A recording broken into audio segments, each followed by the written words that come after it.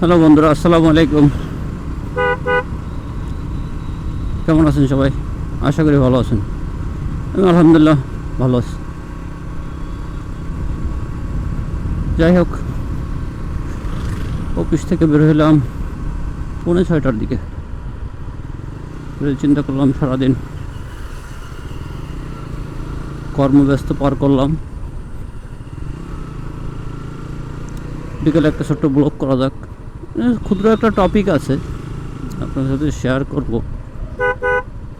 আসলে ভাই আমি ওরকম টিপস অ্যান্ড ট্রিপসও জানি না যে আপনাদেরকে বাইক চালাতে অ্যাডভাইস দেব বা মোটিভেটারও না। তারপরে যেহেতু শুরু করছি কিছু তো বলতে হবে, সেই হিসাবে হয়তো দেখা যায় যে জ্যামটা সরায়নি।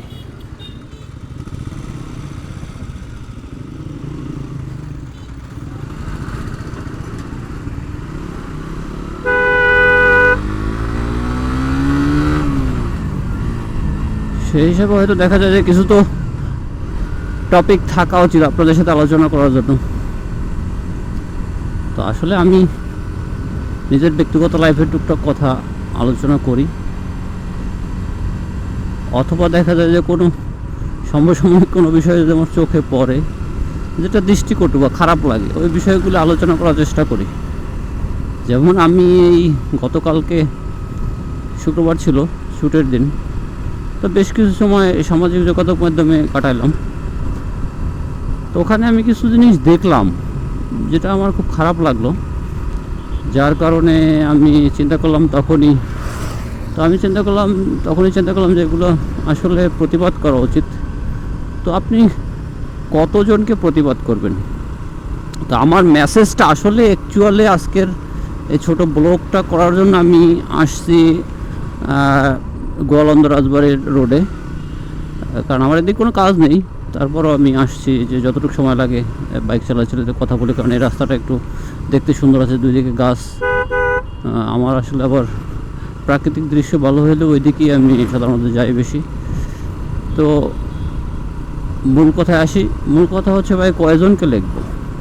আমার এই ভিডিওর মাধ্যমে যদি দুই একজনের নলেজেও আসে বা দুই একজন যদি শুধরায়, কারণ গতকালকে আমি ফেসবুকে দেখলাম বেশ কিছু আইডি বা পেজকে অ্যাটাক করা হয়, মানে এমন নেগেটিভ কথা বলা হয়, এমন নেগেটিভ কমেন্ট করা হয় যেগুলো খুবই দৃষ্টিকটু।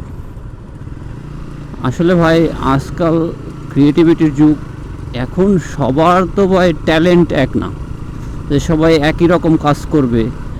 আর কপি করে কাজ করার চেয়ে যে যেরকম পারছে করতেছে, হয়তো যদি কার অশ্লীল কিছু থাকে সেটা পরিহার করা উচিত, এটা আমি পক্ষপাতী না। কিন্তু দেখা যায় কেউ দুটো গাছের ছবি তুলতেছে, কেউ দুটো মাছের ছবি তুলতেছে বা ভিডিও করতেছে, ওগুলা ছাড়তেছে, এগুলো নিয়ে আবার দেখা যায় বিরূপ কমেন্ট করে।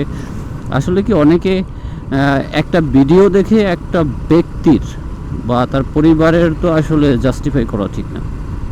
একটা ভিডিওতে কি ওই ব্যক্তির ওই ভিডিও যে টাইমটুকু করে বা যে সামাজিক যোগাযোগ মাধ্যমে যেটুকু সময় দেয়, সেটাই কি আসলে তার জীবন? তার ব্যক্তিগত জীবন আছে, তার একটা সমাজ আছে। তো সেক্ষেত্রে আমার অনুরোধ হচ্ছে ভাই, যারা এগুলো বুলিং করেন, এরকম বুলিং করবেন না। কারণ হচ্ছে যে আজকাল ক্রিয়েশনের যুগে অনেকে দেখা যায় লজ্জা শরম ফেলে এই কাজগুলো করতেছে, হয়তো পার্ট টাইম হিসাবে। কেউ একটা ছবি আপলোড করতেছে, কেউ দুটো ভিডিও করতেছে, আবার কেউ দেখা যায় ফুল টাইম হিসাবে করে। তো ফুল টাইম লোক আমি মনে করি যে ফুল টাইম লোক হাতে করা খুব অল্প। আর এই যে বুলিংগুলো যারা করে, আমি তাদের আইডি বা পেজে ঘুরে দেখলাম এগুলো ম্যাক্সিমামই নতুন। তো আমার মনে হয় এরকম কাজ নতুনদের করা ঠিক না, নতুন হোক আর পুরনোই হোক না কেন। রে দেখেন, এই দেশে কোনো আইন আছে? একটা দাহ্য পদার্থর গাড়ি কীভাবে বেপরোয়া উল্টো দিক থেকে বের হয়ে গেল। যাই হোক ভাই, আমি আমার ভিডিওটা বড় করব না, কারণ আমি নতুন মানুষ। আমি চাই আমি যদি দুই কথা বলি, মানুষ যেন 2 মিনিট হলে আমার ভিডিওটা দেখে। সেজন্য আমার যদি কথায় ভুল হয় আপনারা ক্ষমা করে দেবেন। তবে আমার শেষ কথা হচ্ছে কেউ কাউকে বুলিং করেন না, হ্যারাসমেন্ট করেন না। কারণ একটা লোককে আপনার একটা দেখা যায় 10টা কমেন্ট আসছে একটা লোকের ভিডিওতে বা একটা রিলসে বা একটা স্ট্যাটাসে, সেখানে একটা নেগেটিভ কমেন্টসই ওই লোকটার মুড নষ্ট করে দিতে পারে। আসলে আমি টপিক কারো চুরিও করতে চাই না, আর কারো মতো করে কাজ করতে চাই না। আমি আমার মতো করে কাজ করতে চাই, আমি আমার মতো করে কাজ করতে চাই, আমার টপিক আমার মতো করে রাখতে চাই। তাতে যার ভালো লাগে লাগবে, না লাগে লাগবে, অডিয়েন্সদের ভালো লাগতেই পারে। হয়তো আমার মতো যে চিন্তা করে তার হয়তো আমার টপিকসটা ভালো লাগবে, সেই চেষ্টা আমি করতেছি যে আমি আমার মতো করে কাজ করব। আমি কারো টপিক, অনেক মোটো ব্লগার আছে বা অনেকে, আমি কাউকে অনুসরণ করি না, আমি তাদেরকে অনুসরণ করি যে দেখে হয়তো ইমপ্রেস হয়েছে আমি শুরু করছি, কিন্তু তার মানে তাদের টপিক বা তাদের বাচনভঙ্গি বা তাদের কার্যক্রম, যেমন ভাই আমি আজকে এই রোডে আসছি, আমি যদি এখন বলি যে আমি রাজবাড়ি যাচ্ছি একটা কাজে, সেটা মিথ্যা কথা বলা হবে। আমি অডিয়েন্সের সাথে মিথ্যা কথা বলার পক্ষপাতী না। ক্লিয়ারলি আমি এই রোডে আসছি ভিডিও করার জন্যই। হয়তো 10 মিনিট আমি বাইক চালাবো বা 15 মিনিট বাইক চালাবো, আপনাদের সাথে কথা বলবো, আবার আমি ব্যাক করবো, দ্যাটস ইট। যাই হোক, অনেক কথা বলে ফেললাম। সবাই ভালো থাকবেন, সুস্থ থাকবেন, আমাদের দোয়া করবেন। আল্লাহ হাফেজ।